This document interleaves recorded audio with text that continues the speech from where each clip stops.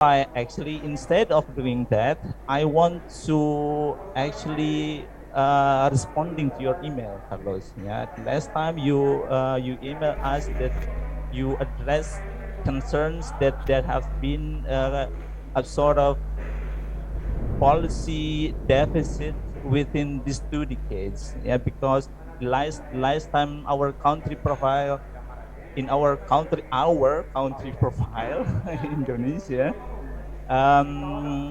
we only Silakan di mentioned copy ya. that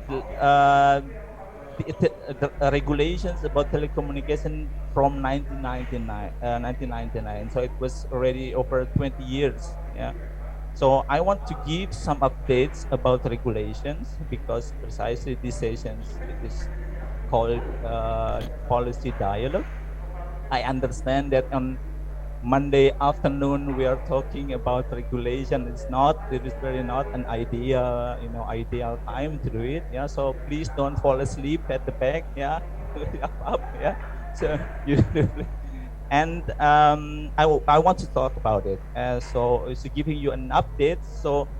Is so your activities, like for example reselling bandwidths to contribute to less end user legal, yeah, and what kind of a policy that the government has to support a community network, not networks, for example. So I have prepared a presentation, 10 slides, just to give you an orientation. A very boring, dual and plain presentation, but let us focus now on the content. Yeah. Um, Next, yeah, okay. I have two concerns. Ya, saya punya dua dua kegelisahan. Ya, pertama adalah tentang kebijakannya itu sendiri, peraturannya. Apakah ada peraturan dari tingkat undang-undang, peraturan pemerintah atau peraturan kementerian, ya, yang misalkan akan mendorong, mensupport atau menghambat kegiatan teman-teman di desa. Ya, first about the regulations. Ya, is there any updates there? And secondly, duitnya dari mana? Ya, duit kalau Ustaz Yusuf Mansur kan gitu, duitnya dari mana kalau kalian mau bikin kegiatan-kegiatan tuh, where's the money comes from? Ya, jadi yang kedua adalah funding sustainability. Ya, how to make your activities sustainable. Next, okay, yeah, perhaps you can, yeah, continue the presentation. This is the regulations in the past that were valid about telecommunication. The first one, Undang-Undang 3699 tentang telekomunikasi. Second one is Peraturan Pemerintah Number 52 2000 on Telecommunication Services, which covers actually three kinds of telecommunication operations. Yang pertama jaringan, yang kedua adalah layanan, yang ketiga yang dinamakan khusus, ya, layanan khusus, operations, penyelenggaraan telekomunikasi khusus. Jam berapa? Ya. Start jam 6. Start jam 6. Who may so the article yang pasal nunggu gue. 4, the article number 4 states actually the operators who may operate those kinds of services. Yang A dan B, ya, number A and B can be operated by state-owned enterprise or regional state-owned enterprise, jadi BUMN ataupun BUMD, or private enterprise, swasta, cooperation or kooperasi. Yeah, but the regulations doesn't mention village-owned enterprise, for example. Why? Because the village law didn't exist at the time. Yeah, and C, who may operate it, individuals atau individu, government agencies, ya, atau instansi pemerintahan, or other legal entities, ya, badan hukum lain, ya. It's not very specific other legal entities, but we can assume that communities or organizations may also cover this, ya. And then another important point is that in those regulations, law number 36 and government decree number 52, no single article is mentioning about reselling telecommunication services. So jadi kalau kalian mau menjual kembali seperti yang dilakukan Kang Didi di Cilacap dan teman-teman di Cipta Gelar, itu nggak ada aturannya. Ya, di situ di kedua aturan itu, baik itu undang-undang ataupun PP itu nggak mengatakan itu di dalam pasal-pasalnya ya. But it is only mentioned in the explanation of telecommunication network operations, hanya ada di pasal-pasal di penjelasannya, bagian penjelasan ya. Tapi itu juga bukan dalam bentuk jualan seperti yang Kang Dede di Cilacap, no ya. It's only like kind of internet cafe or telecenters ya. So very limited. So what do we have now ya, after 20 years ya. Jadi setelah 20 tahun, 2 dekade itu what do we have now ya. Precisely 20 years later, we have a very controversial law, which is called Omnibus Law. Ya, jadi undang-undang omnibus yang kita tahu is very controversial law, which revised actually next. Yeah, a very controversial law which supports actually the job creation and infestation, investor, and also heavily criticized by, for example, students and human rights activists, environment activists, and also workers union, because Omnibus Law deregulates many other laws, yeah, and it covers more than 80 laws and 1,200 articles, including the telecommunications law from 1999. And the second one is government, so its derivative regulation from the Omnibus Law is the government decree number 4621 2021 on post telecommunication and broadcasting, which includes actually explicitly in Article 31 about resale of telecommunication service ya. Jadi tahun 2021 ya, tentang jual beli kembali jasa layanan internet itu sudah diatur di dalam pasal tersendiri. Dulu nggak ada, Kang Dede itu nggak boleh ilegal jual-jual begitu ya. Sekarang boleh jual kembali ya, ada di pasal 31 pasal 31 di apa namanya ini peraturan pemerintah 46 tahun 2021 boleh ya.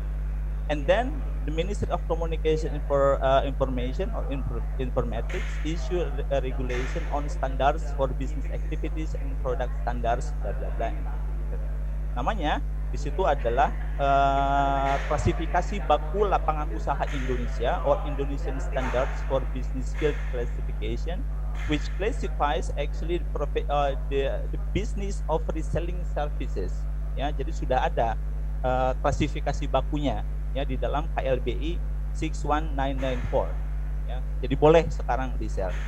But how can we do it? Gimana caranya? How is the mechanism ya? Apakah mengatur itu tiga? So let us take a closer look at each of these regulations. The first one is the Omnibus Law, Article 71, which actually talks about the revisions of law on telecommunication from 1999. So next slide, please. Nah, jadi teman-teman bisa lihat bahasa Indonesianya yang sebelah kanan ya. Saya sengaja ini word for word dari aturan itu sendiri. So and then translation and the English on the left side ya. Jadi kita bisa berkonsentrasi bahwa ini ditentukan di sini revisi dari Undang-Undang Telekomunikasi tahun 99 pasal 30 itu dituliskan begini ya. Ketentuan ini dimaksudkan untuk mengatasi masalah kebutuhan jasa telekomunikasi di suatu daerah yang karena keadaan tertentu belum dapat dijangkau oleh jasa telekomunikasi. Betul kan? Banyak sekali blank spot, terutama di sini juga di Tembok juga sama, desa Lapeng juga sama, banyak belum. Tapi ini sekarang diatur boleh gitu, undang-undang ini menentukan itu. Oleh karena itu, undang-undang ini memandang perlu untuk memberikan kemungkinan kepada penyelenggara telekomunikasi khusus yang sebenarnya hanya bergerak untuk kepentingan sendiri dapat memberikan pelayanan jasa telekomunikasi kepada masyarakat yang bertempat tinggal di daerah tersebut. So it is now allowed, yeah, it's regulated. It is now allowed in the revision of the law number 36 1999. So telecommunication services in area which due to certain conditions cannot be reached by telecommunication services. Yeah. So okay. Next, the government decree number 46. Yeah. So I call this opportunities. Jadi bahwa ada peluang-peluang sekarang untuk teman-teman melakukan bisnis jual kembali ya, karena peraturan-peraturan sekarang memungkinkan itu. Ya. Oke. Artikel number 31 pasal 31 on the resale of telecommunication services. Jadi dia pasalnya memang khusus untuk jual beli. Ya, tentang jual beli sudah ada. Bahkan ada juga tentang IoT kalau nggak salah. Sudah diatur juga ya di dalam KLBI itu. Ya, jadi boleh. Number 5 for example, ya resale vessel. This is the requirements ya. One of the questions that arise is actually, do we need a special license for community networks? Yeah, but the decree says that actually no. Yeah, but you need number 5 based on cooperation agreement with ISP. Ya, jadi harus ada bentuk kerjasamanya MOU with ISP seperti yang sudah dilaksanakan oleh teman-teman Cipta Gelar dengan Awinem. Ya, jadi Kang Dede kalau mau melegalisasi itu boleh, tapi memang harus ada kerjasamanya dengan ISP. Ya, kita seringkali berlindung di balik mungkin ini untuk eksperimen, mungkin ini untuk tujuan riset, untuk tujuan pembelajaran for learning purposes ya. But actually, if you have an agreement with ISP, yeah, without having a special license for the community networks, it is actually allowed, yeah. And number 6, yeah, if you have any problems with that, yeah, the Minister of Communication and Information actually should facilitate. Jadi mereka harus memfasilitasi, atau menteri harus memfasilitasi the resale operation of telecommunication services, ya. Unfortunately, kita nggak tahu gimana caranya minta menteri itu membantu kita ya kan, jauh banget dari kita ke menteri cik atau Pak bantuannya tolong bantuin kita ya kan, nggak begitu caranya gitu ya. But ya, so in the article 6 it says here that the service by the minister is required in the event that among other things the unavailability of network infrastructure and or telecommunication services in a service area. So artinya menteri memang harus membantu kalau memang tidak ada jaringan di daerah-daerah itu ya. So sekarang caranya bagaimana? Ya, ini juga di bawah penjelasannya adalah, for example, the resale of internet access services they are not yet accessible to communities in certain areas. So menteri membantunya dengan cara next ya, mengeluarkan lagi kebijakan yang lain ya, aturan yang lain ya. So minister helps in the form of other regulations ya, which is the regulation of the Ministry of Communication and number 3 2021 on standards for business activities and product standards. It is here regulated ya. Di sini ada jasa jual kembali jasa telekomunikasi, which is a resale services of the telecommunication services. Business actors are individuals or non-individuals. So if you gather in the form of, for example, communities or BUMDes, village-owned enterprise, it is actually covered in this regulation. And see, what do you need? You need agreement, cooperation, ya, yang di bawah. Reselling telecommunication service is an activity of reselling telecommunication service through cooperation. Jadi memang harus ada kerjasama dengan ISP-nya itu sendiri. Bukan tidak boleh, tapi harus legal, ada bentuk kerjasamanya. Ya, so this is next. So very small, but basically this is an explanation of KLBI 61994. Yang menyatakan bahwa the resale of telecommunication services, what the explanations, the scale usaha mikro, ya, scale is micro, luas lahan, covering area is not exactly regulated here, ya, and perizinan berusaha, license, ya, dia menggunakan sertifikat standar or standard certificate, but not really exactly like community license, but only standard license. And then also persyaratan perizinan usaha, is there any requirements for business? None ya, jadi tidak ada sama sekali di sini. So what is the challenge here? If the regulations at the community networks, the license has been exempted for it, do we still need a special license for community networks? For example, accessing other funds possibilities, like for example USF atau USO ya dari Bakti. Kalau kita mau akses duit dari Bakti, apakah kita butuh lisensi untuk internet komunitas atau tidak? Ya. Nah, pertanyaan yang lain, apakah memang Bakti ya yang uangnya itu dari USO itu memang punya alokasi dana khusus untuk komunitas atau tidak? Ya. Does Bakti have a special allocation for community networks or no? Ya.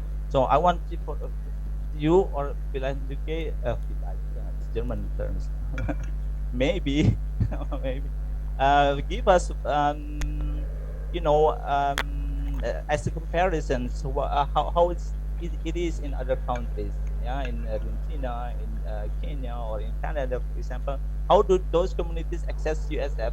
Yeah, do they have a special license or no? Yeah, so we can learn from them. And then another challenge is about, of course, sustainability. Yeah, providing or ensuring commitment from the villages or the community is not an easy task. Ya, jadi memastikan bahwa teman-teman sekarang di sini yang mengelola industri saraya dan lain sebagainya, yang mengelola kegiatan-kegiatan sekarang 5 tahun ke depan masih mengelola itu lagi atau tidak? Ya, harus punya komitmen. Ya, gimana kalau kita sudah lagi punya aktivitas lain nggak punya komitmen, apalagi pemerintahan desa, ya. Jadi, so ensuring that village or community, rural communities or other communities that they prioritize, the development of digital technology, internet is also not an easy task. Why? Another challenge is also the funding. Yeah, funds. We know that the village funds currently is also limited. That each village only has like 30%, 32%, after limited by other expenses, to actually allocate their funds to their own for their own priority. And normally digital technology or internet is not the priority of the village. Yeah, that's also another problem. So how do we finance the activity in the community? So this is the last slide. Jadi enaknya ini terakhir ya. Terima kasih sudah ada di sini bareng-bareng. Tenang, urusan duit. Actually we have an opportunity. Ya, the regulation of the Kominfo 2015 regulates. Jadi ada sebetulnya Bakti itu mengalokasikan dana untuk komunitas. Oh, next please. Untuk komunitas, ya. Pak Ono sebentar ya. Ngomong naon. Ya. Mengalokasikan untuk komunitas. Yang pertama adalah the provision of ICT infrastructure and also ICT ecosystem, which includes also the capacity building. Ya. Who can propose it? Basically, every government agencies from the national until the lowest level of the government administrations, and also can be proposed by, this is the lowest unit, by dinamakan organisasi masyarakat atau ormas, so we can call it perhaps civil society organizations, not specifically mentioning or exactly mentioning community or kata komunitas or even BUMDes, but the possibility is there ya, untuk kalian, untuk kita semua mengakses dana itu ke Bakti. Bahkan di dalam lampiran akhirnya itu ada formatnya, ya, kita menulis gitu, ada formatnya, jadi kita tinggal memasukkan saja dan diarahkan kepada direktorat, pokoknya pada kementerian gitu, ya. And we want to hear also examples from other countries, how the communities there accessing universal service funds.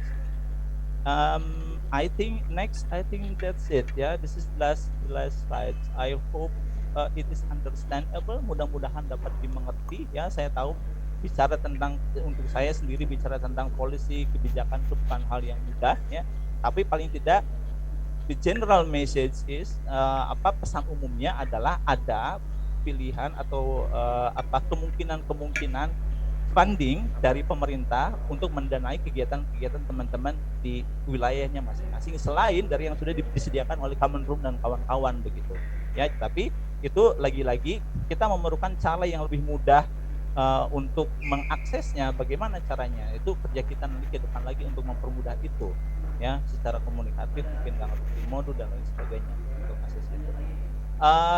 Terima kasih, hatur nuhun, gracias, selamat sore. Yang mudah-mudahan kita bisa berdiskusi lagi. Ya, terima kasih. Alright, thank you, Kang Ibek, Ibu Ida. I think 2 opening remarks from Ibu Ida and Kang Ibek can navigate our further discussions on community networks, how to provide first legal connectivity, secondly affordable, thirdly safe, and the last but not least is the meaningful connectivity, which I think is a bit of challenge here in Indonesia. Even though that in regulation context there are already an opportunity that we can do a legal foundation on the provisions of internet service for rural areas and remote places, but learning from the experience in Ciptagelar Village, for example, we have tried to comply with existing regulations to resell internet service by making official cooperations with an ISPs that has a legal licenses, but in fact, from our end, we still see that the budget that are needed to be allocated to buy the bandwidth and internet service are still relatively expensive because we also have to pay taxes. How much is the tax? So 11%. You can imagine every month in Ciptagelar Village, somehow we can have a revenue from the selling of internet voucher in around, how much is it? Like 150 something. 150 million rupiah, in which is around $1,000 a month, and we have to allocate 11% of the money we get in selling the internet voucher to pay taxes, and that money for people in Ciptagelar is quite huge and can be allocated for other purposes. So this, I think we can discuss, like how we can provide firstly legal, comply with existing law and regulations. Secondly, affordable, because as you probably notice, not only the needs to have internet access are not only in Java Island, but in Java Island is the most cheapest internet access that we have. Outside Java Island, maybe in Papua, maybe in Maluku, maybe in West Kalimantan, the cost to have internet access is quite expensive. To have a stable internet access during rural ICT camp, we have to pay around 40 millions just to get a stable bandwidth so we can do video conference here from Bali and other part of Indonesia. So that is quite expensive. Yeah, for 14, not 40, 14, 14 juta, 14 juta for a week. Ya, 1 week 14 million hanya buat gini-ginian, bos. Gila ya, ini luar Jawa nih, hanya untuk dapat kualitas internet yang sama seperti yang kita dapat di Bandung. So affordable internet is still an issue, especially for those who are living and work outside Java. So for the next, I think we're going to have a special session. We're going to open like a brief demonstration or a presentation of local internet. Pak Ono, can you hear us from here? Yes, Mudah-mudahan bisa dengar ya Pak Ono. No problem. Pak Ono, ini kita pengen dengar pendapat Pak Ono. Ini kita udah we already open our discussions on the framework of policy and regulations. There are actually already specific policies that regulate and navigate how we can provide internet access for rural areas. But of course, to have affordable internet access for people in rural areas and remote places are still a challenge. Like for us in Bali, for example, to organize rural ICT camp, we have to pay certain amounts of money, like 14 million rupiah, just to have a high bandwidth access that are enough for us to communicate with other people in other island only for 7 weeks. So kalau 14 juta berarti sehari berapa ya itu ya? 2 juta, gila ya itu kalau misalnya buat jajan ke Dondong lumayan. Oke, Pak Ono, we would like to hear some of your feedback and reflection. What is affordable internet is all about, and what is local internet that can be to this. Oke, Pak Ono. Thank you. Terima Issue. kasih. Thank you, terima kasih Pak Malik and Pak Andri Johandri. Are you guys ready? I think they are ready. Okay. First, I like to underline my point. Okay. The way of thinking, the mindset. If we talk about internet, it will be expensive, and we need license, we need permission, we need to pay tax, we need to put a lot of money if it is internet. If it is not internet, okay, Andri Johandri, thank you very much. If it is not internet, if it is intranet, not internet but intranet, you don't need license, you don't have to pay a lot of money. Basically, you don't need to ask permission for the government, and we are stronger than the government actually if it is intranet. Okay, so my first point, if we need to focus on the intranet because it's no license, no regulations, is free, is merdeka, is berdaulat, and we are having more bargaining position power than internet. Internet is expensive, less bargaining position. What we are looking at, Andri Johandri or Malik, would you like to say about these things, or I need to say something? Oke. Ya. Andri aja deh. Andri, lu yang cerita lah, Andri. Nanti so Andri will tell about this for the first round, and then after that I will add more info. Silakan, Andri. Technical. Very technical. If possible, kalau bisa kasih lihat ininya, barangnya seperti apa? Barangnya susah ya. Barangnya dimatiin dulu ya Pak, masalahnya ada di belakang, dicabut aja. Oh jangan dicabut, gila lu, jangan dicabut. Ya udah cerita aja deh barangnya seperti apa.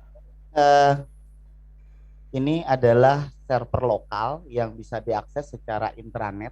Jadi IP-nya itu 172, ini IP lokal.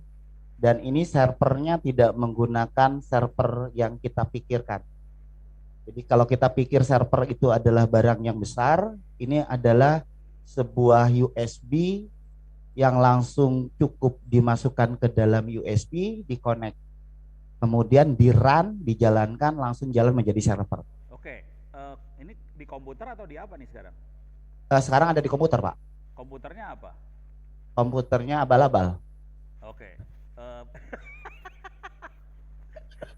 Freedom. Apa? Is freedom. Ini kebebasan, Mbak.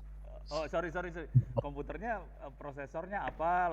Kelas prosesornya Intel Atom yang murah banget. Oke.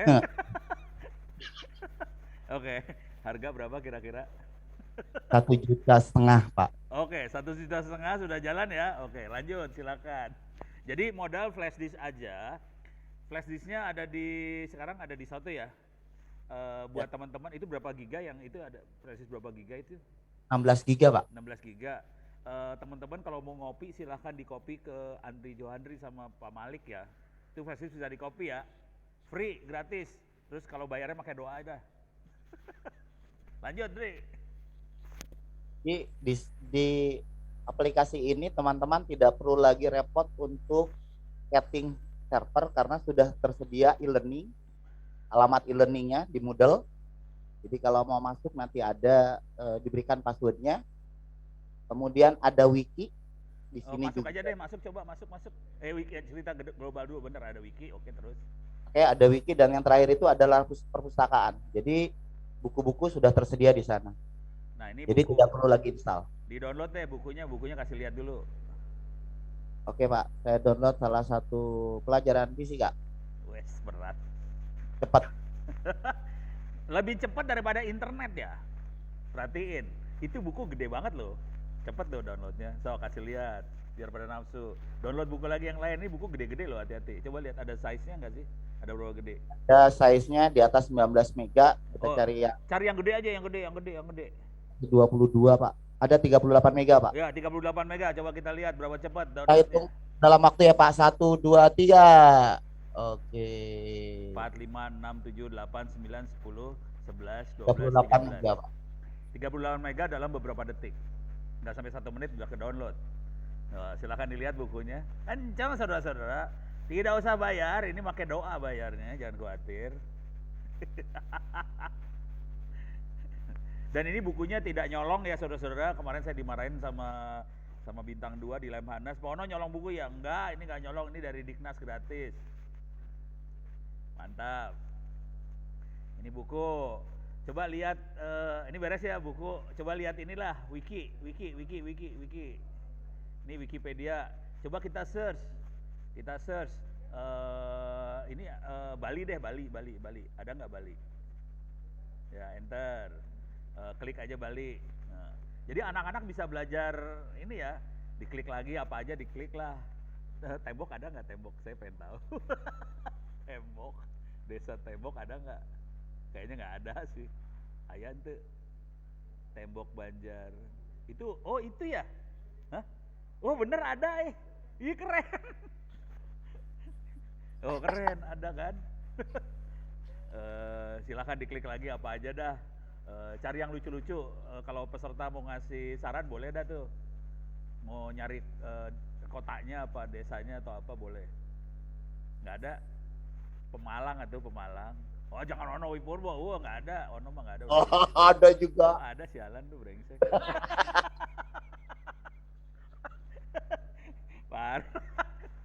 Ya, udah. Jadi Wikipedia itu, nah ini saran aja buat teman-teman semua. Wikipedia ini dengan Wikipedia yang ada di internet sama. Gitu artinya apa? Kalau kita pengen menyebarkan ilmu tentang desa kita, tentang tanaman, pertanian kita segala macam, silahkan ditulis di Wikipedia yang ada di internet yang besar. Nanti itu akan dikopi ke sini juga. Jadi semua ilmu yang ada di internet besar dikopi di dalam bentuk Wikipedia ke semua desa bisa. Caranya kayak gini sih. Gitu. Udah kebayang ya? Terus satu lagi yang e-learning. Passwordnya admin A besar. Oh ada? Oh oke. Dikasih tahu aja ya. Jadi passwordnya admin A besar, adminnya kecil semua admin, terus 123, terus tanda seru @pager nanti sama ini bisa. Nah ini jujur kita masuk ke soalnya aja, contoh soal itu yang tadi yang bahasa Indonesia ke dashboard apa kursusku ya boleh. Nah itu bisa diklik. Oke, kita bisa try out online. Ini try outnya diklik. Sok, bisa nggak lu jawab? Coba. Ini ada nggak? Lanjut pratinjau terakhir coba. Nah, sok jawab. Jawabannya berapa tuh?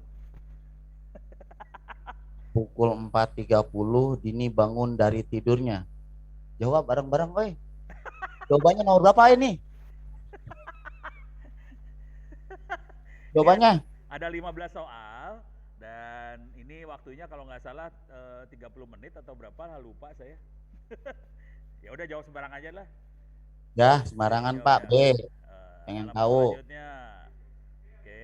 Ini kebetulan bahasa Bacalah. Indonesia. Oke. Antum Eh, satu pesan. Ya, D. ya udah. Tahu. Ini pantun ya. Jawaban selanjutnya. Ini jawab sembarangan aja lah. Oke. Bisa selesai nggak? Caranya gimana buat selesai ya? Harus 15 Harus biji harus selesai, Pak. dikerjain dulu semuanya ya. Ya, Ya, Pak. ya pokoknya harus dikerjain. Jadi anak-anak bisa belajar online tanpa jadi tryout supaya anak-anak pinter tanpa perlu internet. Ini teh. Nah, ini sampai habis 15. Nah pertanyaannya bisa nggak kita bikin kayak gini buat kelas-kelas yang lain? Jawabannya bisa. Sok terus aja kalau nggak Loh, ini Pak. udah kebayang ya. Sekarang masuk ini deh, buka tab baru. Ini masuk ke internet nggak ini? Masuk kan? Masuk bisa, Pak. Masuk ke internet, buka tab baru lah internet. Kalau nggak bang soal. Klik bang soal, itu bawah, tengah, naik ke atas. Ah, itu ada bang soal. Kanan. Ya, klik bang soal. Ya. Coba ini ada naik ke atas. Itu ada tulisan soal-soal. Nah, itu klik soal-soal. Oke. Ada kategori. Ya, klik kategori. Nah, oke. Kebawahin. Nah, sebetulnya naikin ke atas biar ngasih lihat. Di situ ada, itu nggak dibikinin buat semua kelas, nggak ada waktu. Tapi sebenarnya kebawahin. Nah, di situ ada bahasa Indonesia kelas 1 SD 456 udah ada 15 soal, 52 soal, 25 soal, 80 soal. IPA ada kelas 1 346, SD ada, IPS ada 456, matematika kelas 1 2 3 4 5 6 SD ada semua matematika, PKN ada 1 2 3 4 5 6, SMA kelas 12 ada biologi, ekonomi, fisika dan sebagainya. Terus ke bawah matematika lebih parah lagi soalnya banyak banget. Terus ke bawah terus, ke bawah lagi. Ini SMP juga ada, bahasa Indonesia, bahasa Inggris segala macam ada. Cuman belum lengkap banget. Harapannya nanti teman-teman bisa bikin soal-soal ini, nanti kita bisa sharing soal supaya bisa siswa-siswa yang ada di desa, anak-anak muda di desa bisa belajar soal-soal ini biar pintar sih. Kebayang ya? Kalau nanti pengen belajar cara bikin soalnya bisa diajarin. Tapi sebenarnya soalnya udah mulai disiapin, sebagian sudah mulai siapin. Contoh yang realnya bisa add plus itu di kanan. Tab buka tab baru kanan. Buka Tangsel Belajar. Dot Tangerang Selatan Kota.go.id. Selatan, kenapa hilang? Ulang, tulis lagi, ya.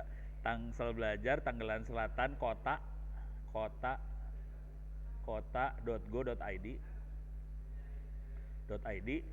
/Moodle, DLE, enter. Ini contoh yang operasional beneran. Ini ada kelas 1 IPS, PKN segala macam, kelas 1 2 3 sampai kelas 12 ada lengkap di sini. Ini ngasih lihat aja.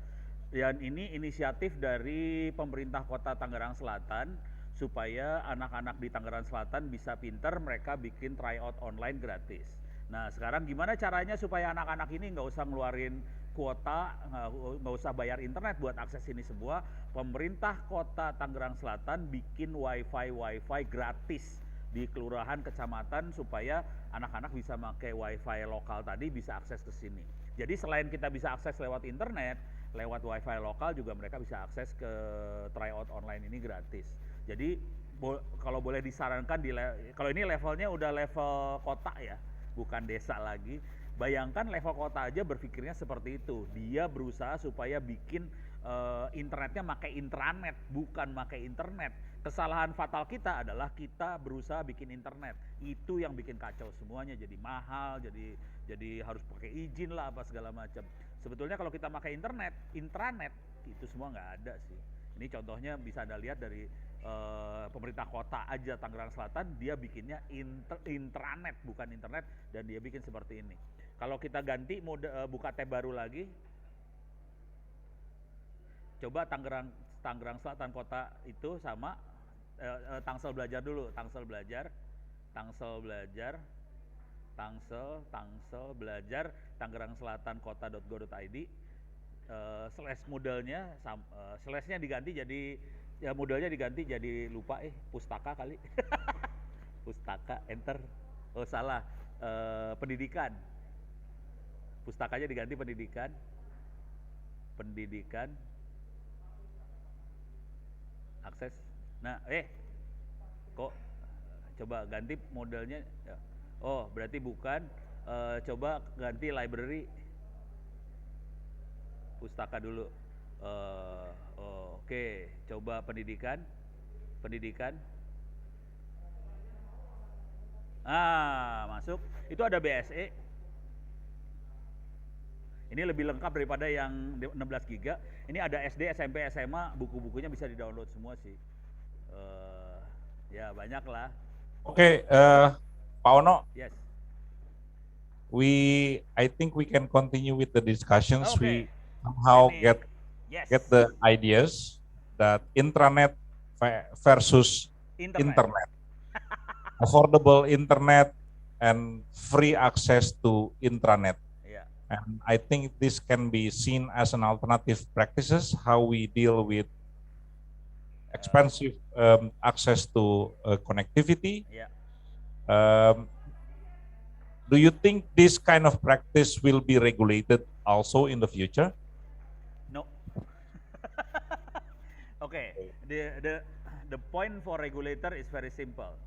If it is commercial service, then regulator normally will try to regulate. If it is for education, for human resource empowerment, it is non-commercial, normally regulator doesn't want to regulate those things. If it is commercial, does it will include basic services like for village governments, it can. services and so on? Yeah, of course it can include like the I give you a real example di Tangerang Selatan Kota, they are trying to deploy 5G, and the first page will be shown in the 5G network will be the government page, and this will be free 5G network. Sorry ya. Okay. So I will, without further ado, I will forward the discussions to our co-moderators to navigate our discussions today. Okay. So Carlos, do you have any feedback, reflections, or any inputs that can enrich our discussion?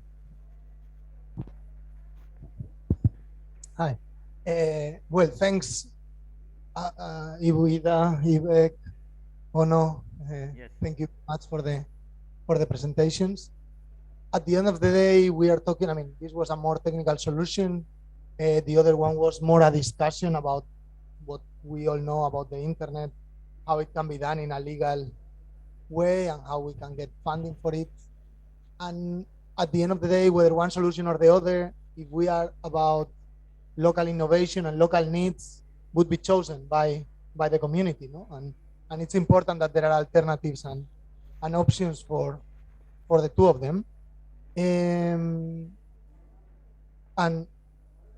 I want to focus a bit more because also there are other people here like Carlos Baca, who I believe has been doing quite a lot of work on intranets for indigenous communities in Mexico, who maybe can comment a bit later on the presentation on intranets. And I think a very interesting discussion can take place around intranets altogether with different examples in different countries. So because my expertise is more on the other side of the things, I want to maybe focus some of the questions on some of the reflections on the presentation from Ida and Ivek. And maybe now that you are with us, Ono, Yes. a reflection also on everything that you did around 2.4 and 5 gigahertz back in the days, and how do you see, in a way, at the time Indonesia was the example for many others, right? And it allowed others to follow Indonesia, and Indonesia was proud of that liberalization of the spectrum. As far as I can see in the region, there is a lot of interest in general globally on community networks, but definitely Indonesia is ahead of the game. There is a lot of things that other countries in the region can learn from at least these 10 representatives from rural and remote areas of different islands in Indonesia are doing. And the Indonesian government could do something either around the village funds, around the universal service and access funds, around even the 5G spectrum that you were telling us about a couple of days ago. Do you think there is a space for making Indonesia sign, using that potential for the Indonesian government to sign regionally to assist with the policy advocacy that could be necessary to make this happen? Okay, the mindset is very simple. The Indonesian government need acknowledgement from the international community. Okay, so to have the acknowledgement, they have to become a hero on something. In this case, a hero in building community network. Okay, the Indonesian government need to become an example for others. What kind of policy they can set up so they can become a hero. That's from the Indonesian government point of view. From the Indonesian community network point of view, I like to suggest more brutal approach. Sorry, this is brutal approach. For example, like this: if the community depends on the government fund, the community will be under the pressure or under the repression. Sorry, that's very strong words of the government. The bargaining position of the community is lower than the government. Government will be higher, or the operator will be higher position than the community. So my proposal is like this. All the thing that showed by Malik, by Andri Johandi is very, very cheap. It's very affordable. Every single village, every single community in Indonesia can build that kind of approach very easy. Like $100, $200 is affordable. They can build their own network locally. It means they actually do not depends on the government or the operator. That way, the community is actually maybe have higher bargaining position. That's what I'm looking for. If we are higher bargaining position, then the government must follow the community needs or community way of thinking to accept our approach. Otherwise, we will have a big conflict between the community and government and the operator. So what I like to propose is we try to increase the bargaining position of the community, so we can we can make the regulation to become more pro people. Okay, not pro the operator, not pro the one that making money. So that's basically my point. So there is a big prospect, but what I like the prospect that more pro people, pro community. To get that kind of prospect, I like to propose we can increase the community bargaining position by reducing the dependence of the community from money and regulation from other entity. Okay, pro people or human approach or human-centered approach policy making. I think that is something like something that is very important in the sense how to provide affordable internet, how to provide more open access to technology, more access to knowledge, and in that sense, we need to empower the community in order to have more. Basically increasing the bargaining position of the people to the government. Okay. So we are not under the government, but we are over the government. Okay. Sorry, brutal. Sorry. Otherwise, So- they will, yeah, always hit us. Okay, I think is there any view from here in the room, because we have Carlos Baca From and Mexico. Yeah, I like to hear what happened in yeah, Mexico. Baca, you have something to share with us? Well, I have a lot of ideas coming to my mind now, but I want to share a part of two about what I listen and what have I been seeing in these days. And one of it is we have a lot of similarities. We are very similar in different approaches. We in Mexico like to think the same way that Ono says, that it is important to, in the practice, change the things in the with the people in the community, and then the regulation needs to change.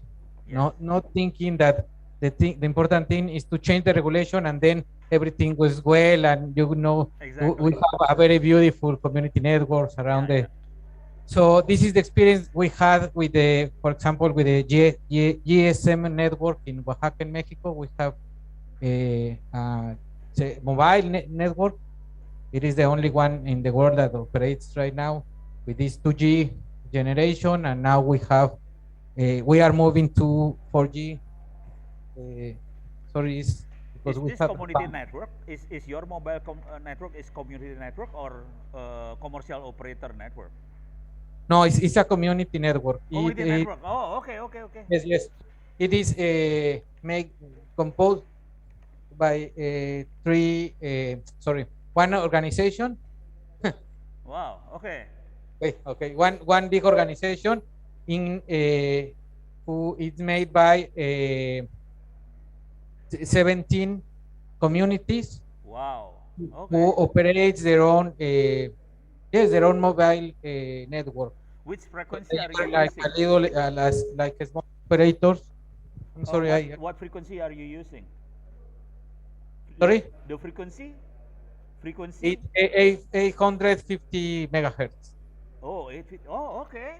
Yes, it's a licensed one, and we are the four operator in Mexico. We have Telcel, that it is the biggest one from Carlos Slim, then Telefónica from Spain, and AT&T from the United States, and also Telecomunicaciones Indígenas Comunitarias, that it is this Wow. operator. So Okay. we have this experience, and we started not from the law, not waiting that the law changes, but we started making possible the in the communities the network, and then so you the change the law. government need to react to that, and now they say that they support us a lot, and they are very happy with what happened with this example. But we started from the practice, not from the changing of the law. I don't know if you want to. Agree. Very good. Jadi ini kalau kasus di Meksiko, so the way bagaimana teman-teman di Meksiko mengembangkan internet komunitas itu sebetulnya berawal dari gerakan komunitas itu sendiri, bukan dari perubahan kebijakan. Aturan, bukan. Memang Jadi yang benar itu. Kita harus yang benar belajar itu ya. Iya. Itu yang brutal ya Pak ya. Brutal. Jadi we have three options. We play with power, we play with money, or we play with people. We have no power, we have no money, so we play with people. We use the third option, people power. That's more powerful Okay. than regulation and money. Okay, so Ramon, do you have something to say about this?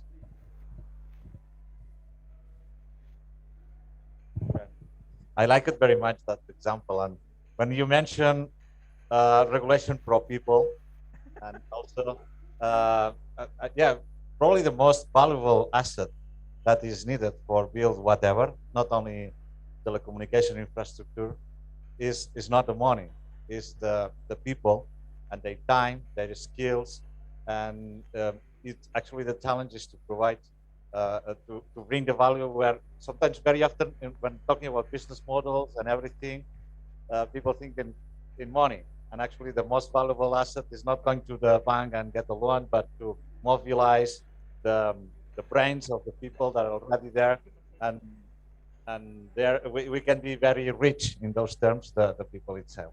But so I like very much this language. I'm very happy to be here with you and hearing those those perspectives. But at the same time, I got some concerns in one of the things that I would like to share with you and see what do you think on those, on the relation, for instance.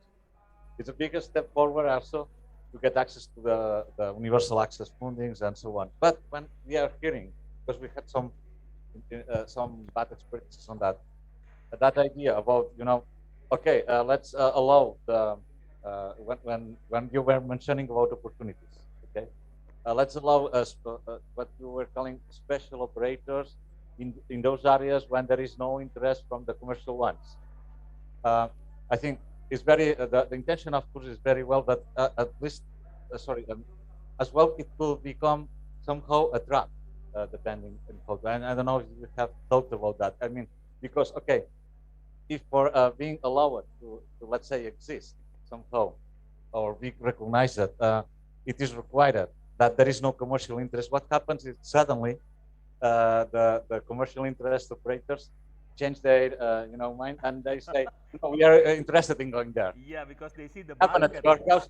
Yeah. So what we have to resign and then stop our operations because they have the first choice of which territory they can go for or not. So have you think it could be, or it is managed in a way that will not happen? Also, the same, when I understand perfectly that concept that okay, a way to avoid the problems of regulation and so on is, okay, let's build intranets instead of internet.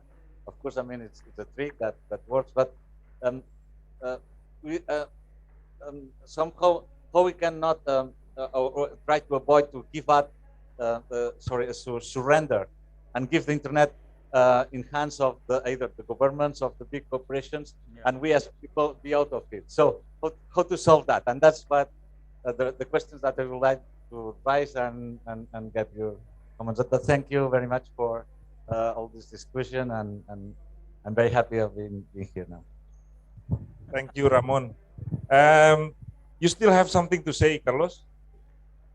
Okay, maybe briefly. Yeah? Yes, that we have so we get a very good regulation, no? In the constitution, it's all beautiful because you have different types of license for communities that they are not indigenous, for indigenous communities, but you need to also make a lot of effort to change mind in the people in the government. So we have this big problem with the taxes, because one or two people in the Hacienda, that it is the tax revenue authority, they don't believe that they think that we need to pay the same amount of taxes that the big operators. So we get to trial, we get a lot of the things confiscated, no? And in this process, we go to the Supreme Court of Mexico. So the Supreme Court in Mexico say that what you were saying in the opportunities, that the communities, if there is not the other chances to connect the communities and they have the right to get connected, so the state needs to provide them. So you have this an instrument as a good example from the Supreme Court in Mexico, who are saying you need to provide all the environment necessary for the indigenous communities get connected. So the state needs to do everything that is in their chances, and one of these is to make possible for the community network not to pay taxes as other kind of operate. Okay, thank you. So tax policy is one thing that we need to advocate as well. And okay, actually now it's already 6:30. For some of you need to take Maghrib, the praying, you might do so, but we will continue our discussions because it's getting hot now.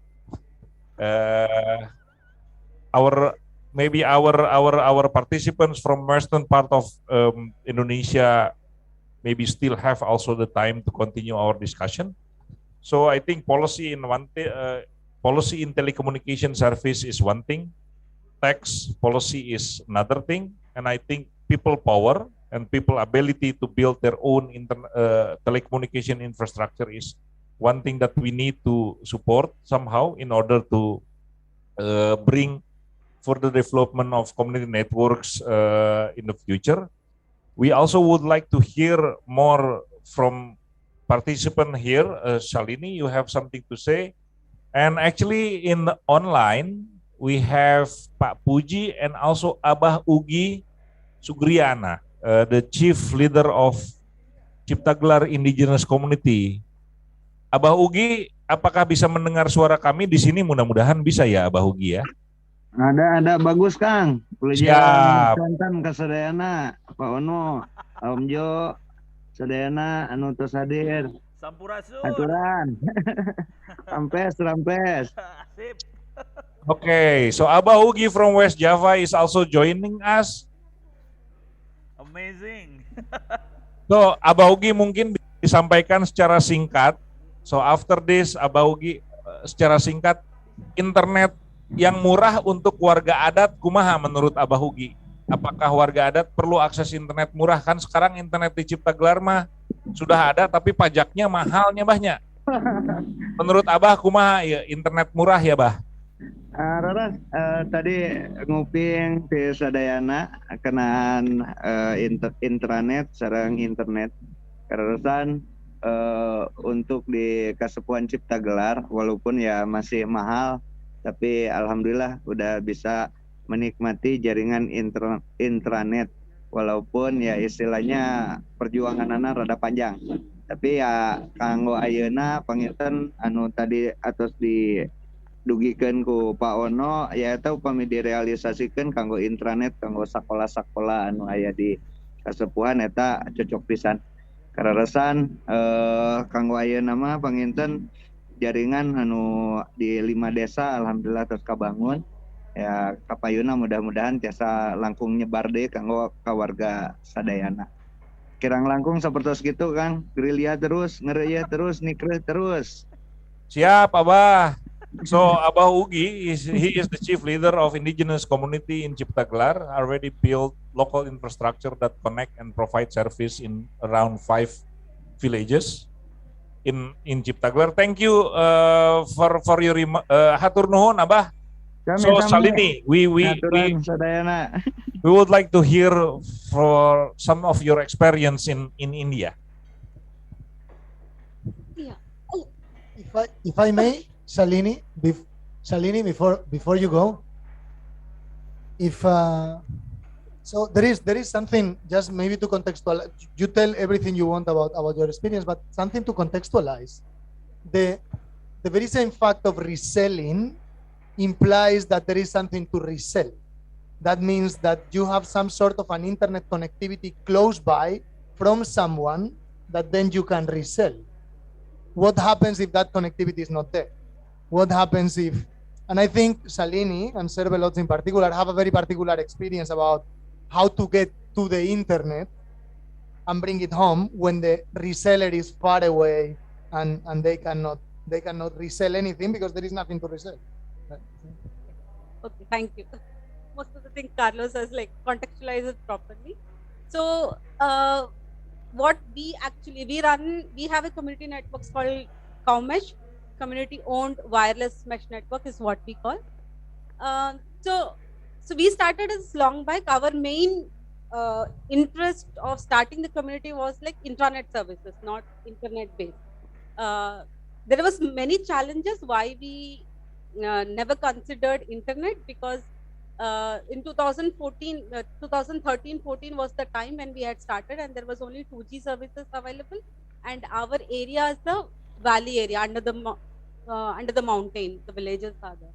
So laying wires, all these things were very difficult during that time. We had brought ISP providers who can look into it, like whether can you like put something in, so, can you bring some services. But like they simply refused because they didn't had enough users from there so their business will not run. So there were a lot of things like cables were like impossible to do it. So our main thing was intranet. We will build our own internet model. Like we don't want anyone. So the challenges in the intranet server, we procured our own devices, the cost effective because we didn't have the big budget also that time, like the not main funding. So whatever the routers that we could afford, we bought it. We made our own services, built our own. The challenge in making an intranet model is like you have to build your own data, your own content, basically everything, your own services. So we started working on it, and like we built. So it happened. Then APC happened to us, like luckily that. Then again we continued looking at the intranet model itself, building the knowledge bank. We went to communities, like contribute to it. Many things like that. Like we found developers, lot of things like that. But then when COVID hit, then there was a necessity to bring internet into it, because we could see like how the rural schools were affected. There were a lot of people working from home, had to work from home had started, and like a lot of people had come back to the villages and they didn't know how to connect to it. So then we had to like look for it, actively look for like who can give us the internet lines. So we had to bring from 20 kilometers away the main city through wireless. We had to like bring the broadband into it. So there's a particular line, I think, I don't know if in other countries, if along the railway lines they lay these fibers.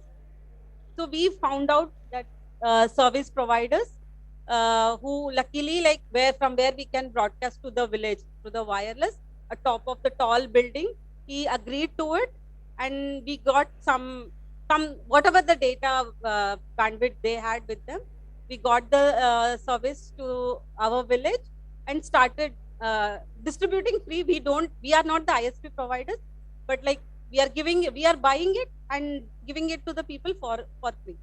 That is what we did it. And then like the challenge again, like how do we monitor this internet again, like because if one person uses it, all the data will go off to that. So the monitoring was also important for us, and we didn't want to like strictly say like you don't use it, you don't use it. We want, because it's a free Wi-Fi that we are giving, how do we like bring active community participation so that it's meaningfully like use the internet services, and we build our knowledge bank as well.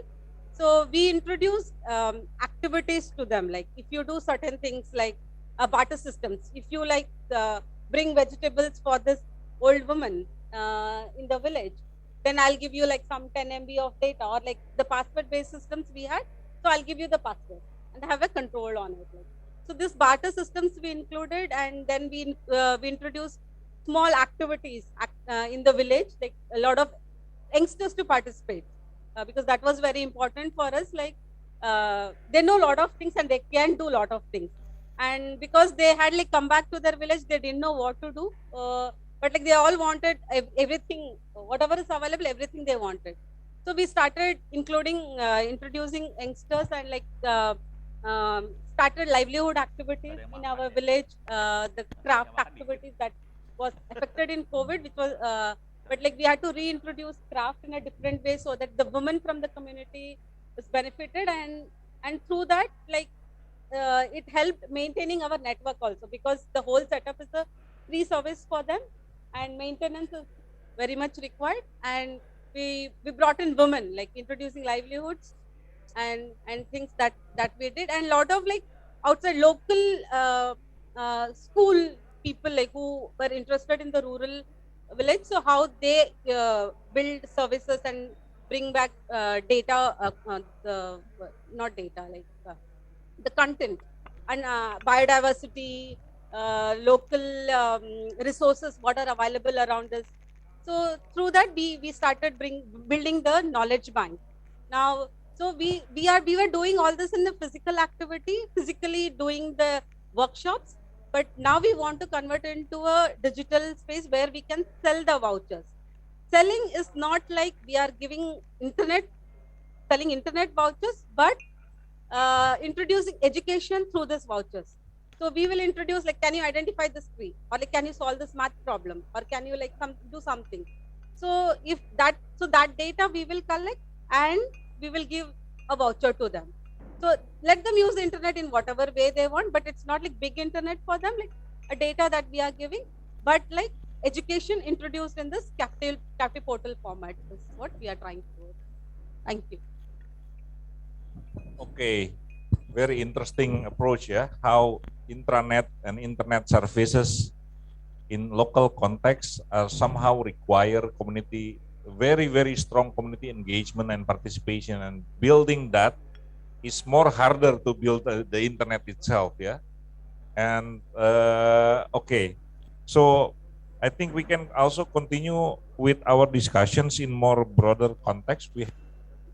Yeah, so before we go to Pak Puyi, one question maybe to the collective intelligence, because even if it's intranet or internet, and if we go through this idea of at some point we are going to want to connect to the internet, reselling it or not, is the question of where is the internet? Where is that point of presence, in this case Railtel in India, that is 20 kilometers away? I mean, what are those GPS coordinates of that point of presence in the fiber that will allow us to know how much or how difficult it is for us to get there, right?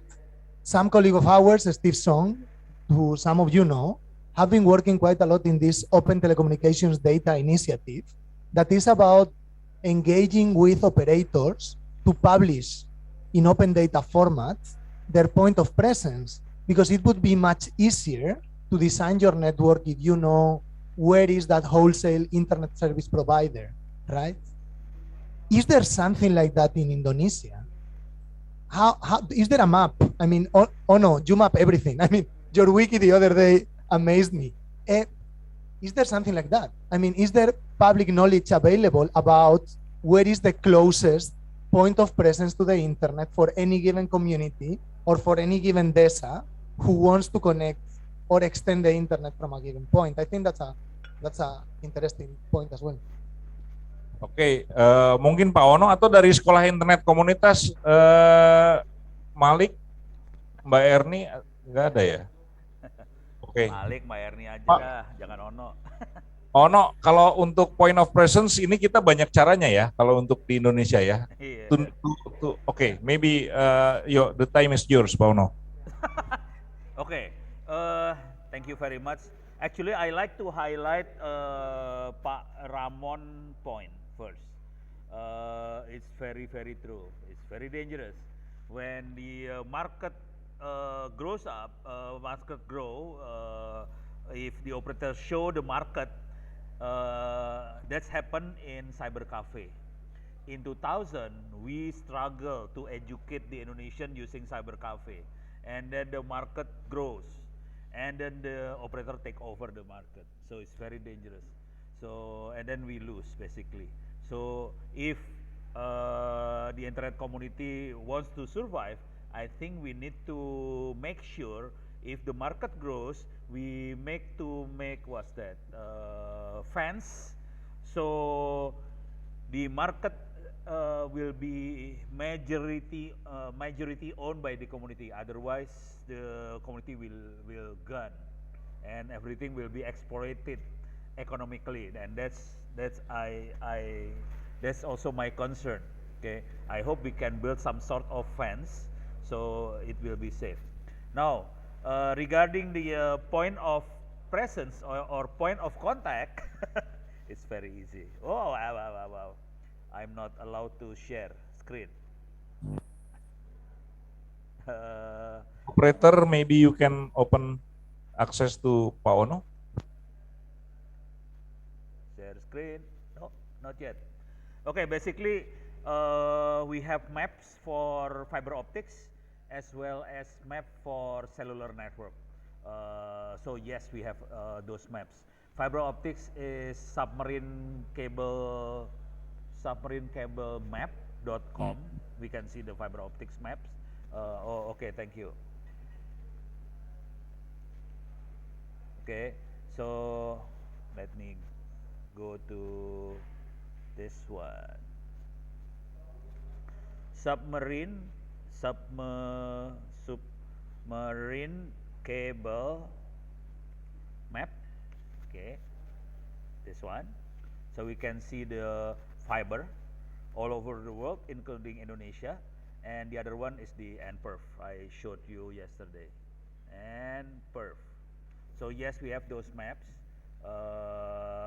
And then the other maps is France. The Indonesian is very common to ask for friends. Friend, do you have access to the internet? Can I join you? That's very powerful. Okay, this is the map I showed you yesterday, I think. So you can already tell the map. This is the network. So you can, from your coordinate, you can tell which is the closest network.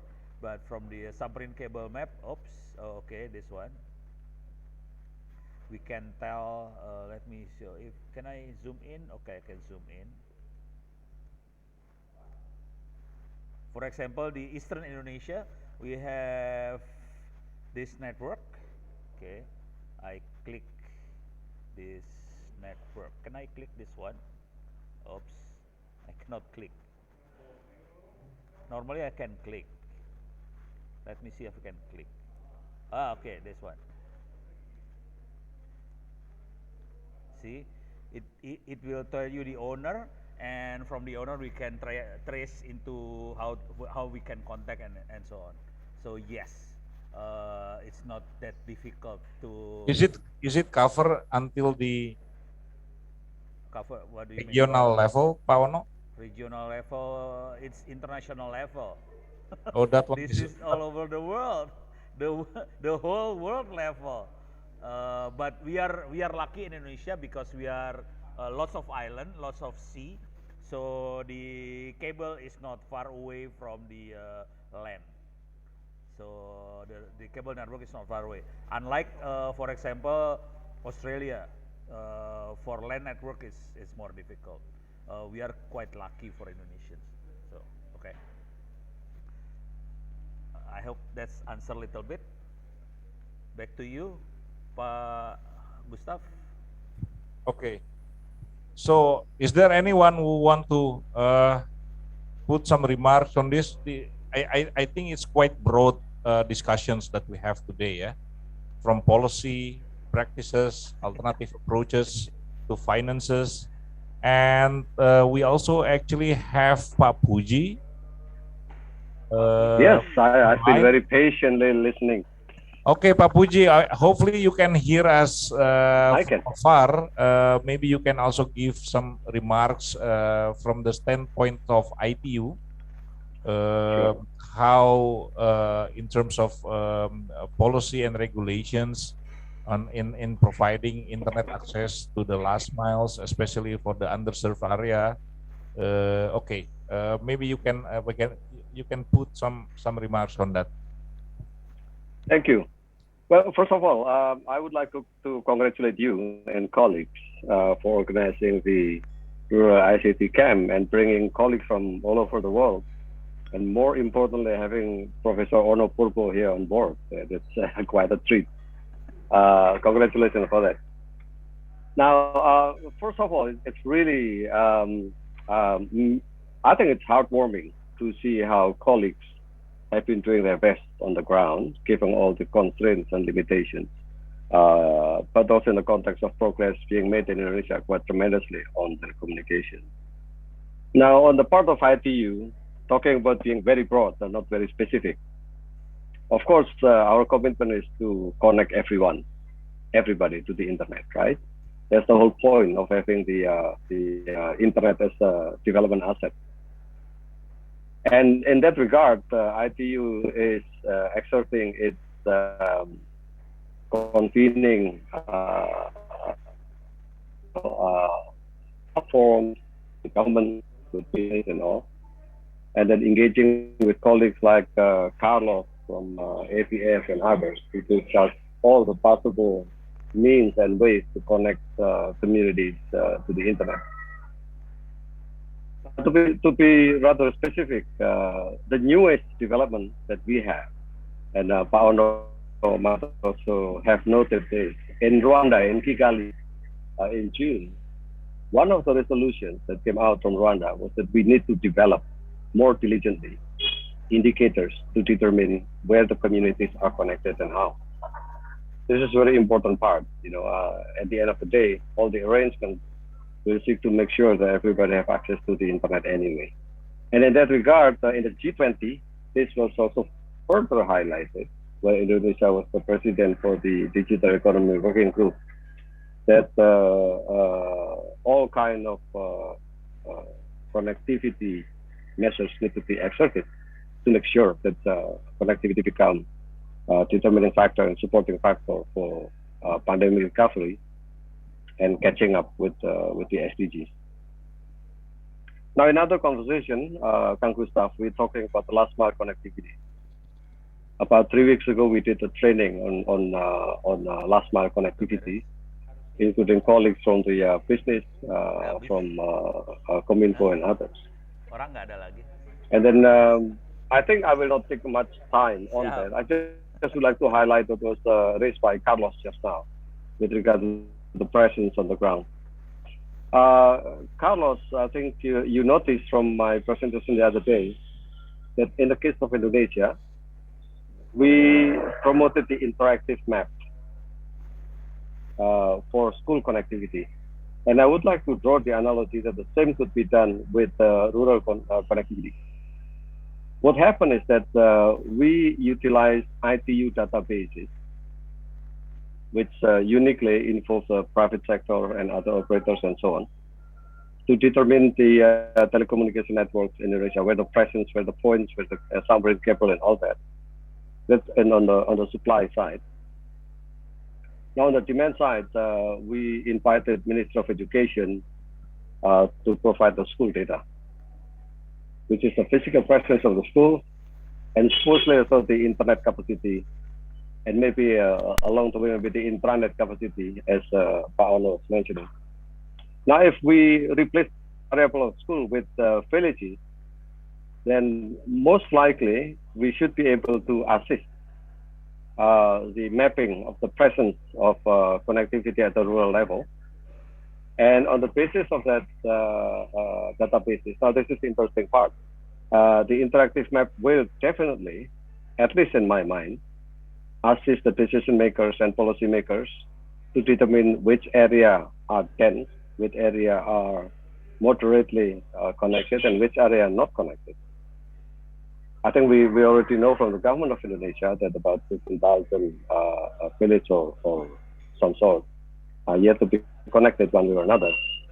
I think that interactive mapping could be one way to look at. And I really like to carry forward this conversation with Kang Gustaf and others. How can we go to potentially interactive mapping on the presence of internet on the community? Beyond that, ITU is here to work with you. We stand by to support in whichever way we can. And we're open to discussing further on adopting a lot of the training materials, standards, and new technologies as appropriate to Indonesia. Kang Gustaf, I hope that just wrap up the general sense of the meeting. Over to you. Thank you. Okay, thank you, Pak Puji, for your remarks. I think, the map and the open knowledge on access of internet, especially in rural areas and remote places, would be very important in order to know more what is really happens on the ground. But we haven't heard anything from the participants of School of Community Network here. I think we would like to hear more of some of more your experience learning and working on the ground to develop local internet infrastructure. What is the struggle? What is the challenges? Do you have anything to share? Like maybe Bang Mihram or maybe Ibu Sri? What is your biggest challenges to provide internet access or services in Lombok, for example? apart from technicalities, do you have anything to say? Like ada sesuatu yang mau disampaikan? Tantangan terbesar Ibu Sri saat mengembangkan aktivitas di Lombok Utara itu apa ya sebetulnya untuk bisa mendapatkan akses dan memanfaatkan teknologi? Ibu Sarayah mungkin mau menyampaikan sesuatu?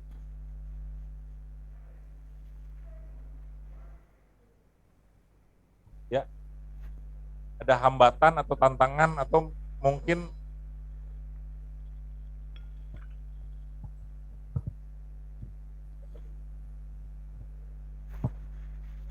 Baik, selamat malam.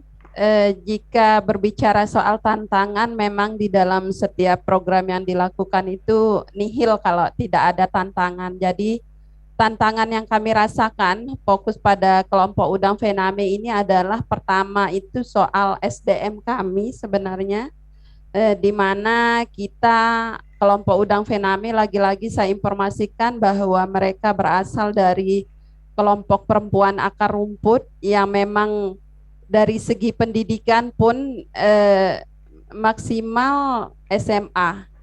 Itu mungkin menjadi salah satu tantangan. Kemudian kedua, teknik pengelolaan budidaya udang Fename berbasis IoT ini merupakan hal yang baru sekali terdengar di Lombok Utara, sehingga ketika kami ingin mengadvokasikan hal tersebut, kami sudah beberapa kali coba diskusi dengan pemerintah, baik itu pemerintah desa ataupun pemerintah kabupaten. Jadi untuk memberikan pemahaman itu juga kami harus butuh kapasitas yang lebih gitu, terkait dengan bagaimana kemudian memberikan pemahaman tentang manfaat dari IoT ini. Itu sih tantangannya adalah SDM, kemudian sebenarnya bukan kurang dukungan dari pemerintah. Pemerintah hanya belum paham saja sih terkait dengan teknik budidaya udang Fename berbasis IoT ini. Terima kasih.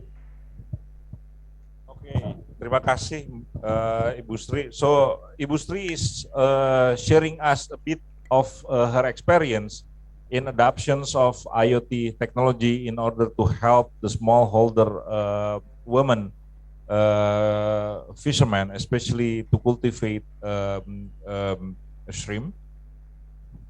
And one thing that is very important for her is that about the capacity building for fishermen community is one of the biggest challenge, because it is certainly the technical and skills, including the knowledge, are need to be developed, and to develop the knowledge is really hard process. Secondly, not because local government doesn't give any support, but because the technology is new. Sometimes it is really need to have a big effort to explain and make the government understand what is the community network is all about, what is IoT technology is all about, and what is benefit that can have if we deploy such technology and help the local smallholder farmer. So that is the thing that are being reflected by Ibu Sri from her experience. So I think in terms of to have more community engagement and people participations, basically is not the software, is not the technology, is not the hardware, but mostly community networks has to deal with people, have to deal with community engagement, have to deal with each individual in community, and that is one of the thing. Like I think it amplify what we have also discussed yesterday, that community network is not about technology but also about the network of people. So is there Ibu Ida atau Kang Ibek, do you still have something to say on this? Sudah cukup ya. Oke, rekan-rekan di peserta. So is there anyone from Zoom room want to add something in our discussions? We are about to end our session. It's almost 7 here and probably 6 in West Java. Baka, you still have something to say? Okay, right. Maybe I just want to finish with my second point. The last one was the first idea I have. And the second one is just related what you just say, no? That in our experience, we have been used as different technologies, a lot of different technologies, because we think that we need to stop thinking about connectivity and more start thinking about communication needs, no? So the communities have a lot of different communication needs, and the technologies can be as a tool for that. But this is a really moving change the brain to locate it another place, because you know, all of us have this idea that the most important thing is to have access to internet. So the example of Severlot, the example of the intranets here, the example of the use of GSM, but also we have developed a lot of intranets in Mexico too. And also right now we are working in an old technology, high frequency radio, that it is very useful in some contexts when the communities are very far between each other to attend emergency needs, etc. So my last invitation is that is start thinking about communication strategies and then thinking the technologies. And what I seems when I saw in this school is that you are doing in this way. So yeah, I just want to highlight that the different projects in each of the 10 micro-organizations who are working in this school are in this sense, no? Because you are using this technology to do that. So we are, I think we are in the good way, and also have partnership, for example, with the ITU. No, it's very important because in the community it's important to say that the ITU are with us too. So so yes, everything I think in a good way, but maybe changing the way with all people, with all actors, and start thinking in communication less than connectivity, make the things goes better. I think. Okay, thank you, Baka. So I think it's already 7 now, and maybe 6 in western part of Java. Ah, okay.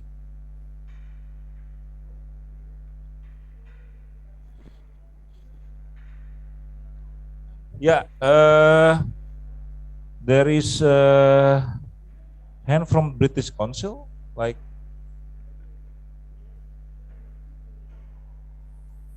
Hello, this is Okay. me, staff. Can Yeah. you hear me okay? Yeah. Yeah, I think I just want to add on the various notes that has presented by different organizations and also by Pak Ono, by IPU and others, that I think infrastructures is something that was already discussed, but I think in policy space, I think the literacy is something that we have. We make sure that no one is left behind.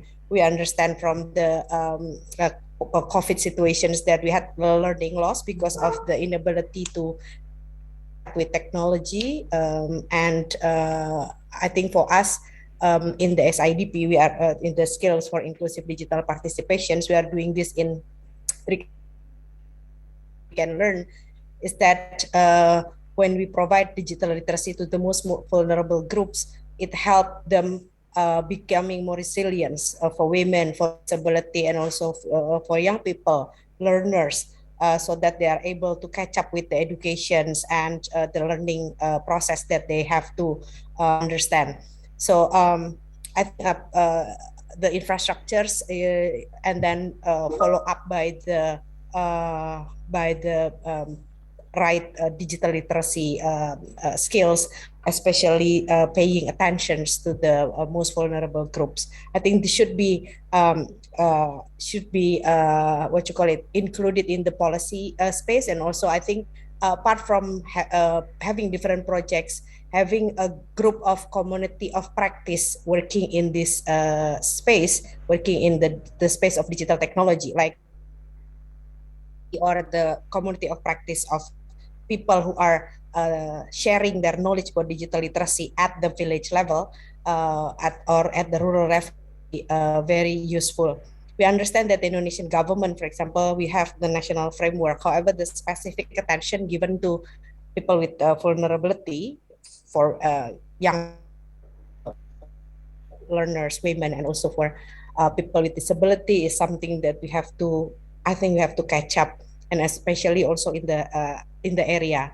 This is evident from our work in 6 provinces: Maluku, Maluku Utara, Papua, West Papua, NTT, and also Sulawesi Selatan, that South Sulawesi, and also in Nigeria and Kenya, that women and young people, learners, and also people with disability are the least in terms of getting support on this. I would like to quite speak out loud on this so that no one is left behind in this space and in the this policy making process. And on top of various initiatives and projects, let's aim to do or to have like a community of practice where people coming from different organizations, for example, can support each other in doing a number of things related to this. Thanks. Okay, thank you, Mbak Ari. I think this is a very important remarks that how community networks also acknowledge not only community but also minority group, vulnerability groups, people with disabilities, indigenous peoples, and so on. So I think apart from people-centered approach, pro-people policy, I think inclusivity and equity is part of the principles that we need to advocate. So in this regards, I think, yeah, I will close the discussions with temporary conclusions, because we have been touching quite broad and many different layers in our discussions. It will be quite challenging to frame out the discussions and to produce a certain recommendation from this. But I think there are a lot of notes that has been taken by Ibu Ida as well as Carlos and Kang Ibek. We will working on the recommendation from these discussions to be able to be this channel to both of our government and our partner organizations, both in local and international level. And hopefully from there we can amplify some of our concern and our interest to support further development of community network in order to provide more affordable and more inclusive internet access for everyone, both in local and global context. So thank you for everyone.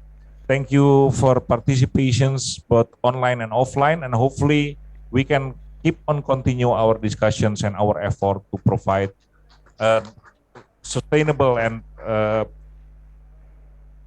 internet service for everyone. Thank you very much.